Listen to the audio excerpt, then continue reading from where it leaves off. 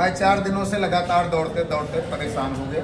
पहली चीज़ तो जीरो दर्ज ही नहीं होना चाहिए किसी काश्तकार का। अगर उसका नाम है खतौनी में तो उसका कुछ अंश होगा। कतिपय त्रुटि हो सकती है लेकिन जीरो नहीं होना चाहिए। तो मेरे ज्ञापन में मांगा है कि जीरो पर प्रतिबंधित नियम लगे कि जीरो किसी का न दर्ज हो, जैसे जीरो चढ़ नहीं पाता। दूसरी चीज़, मेरी ये संशोधित खतौनी चूंकि विद्यालय का कागजात है, हमको लगाना है, इसलिए हम परेशान हैं। ये हमको कब तक मिल जाएगा? ये तकनीकी कारणों से जीरो हो गया है। अब यह 72 घंटे के अंदर आपकी समस्या का समाधान करा दिया जाएगा। 72 घंटे उपरांत हमको संशोधित खतौनी मिल जाएगी आपको।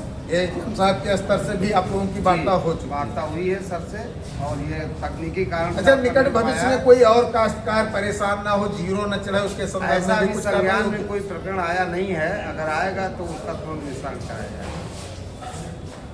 आज जहां लगातार 4 दिनों से मैं एसडीएम साहब को खोज रहा था और एसडीएम साहब को फोन भी लगा रहा था, सुबह शाम लगातार 28 नवंबर से मैं यहां आ रहा हूं, ना एसडीएम साहब मिले ना फोन लगा। लेकिन आज धरने पर बैठने के बाद 2 बार एसडीएम साहब का फोन आया। उन्होंने बताया कि मैं बाहर हूं, तहसीलदार एसआईआर के काम में संलग्न है, लेकिन मैंने संबंधित जिम्मेदारों से बात कर लिया है। ये कंप्यूटर बाबू हैं अजय, इधर ये हमारे हल्के के कानून गो हैं जिनका अभी तक पोर्टल नहीं बना, आप पोर्टल पर रिपोर्ट नहीं लगा पा रहे हैं। और आप तो एसडीएम साहब के पेशकार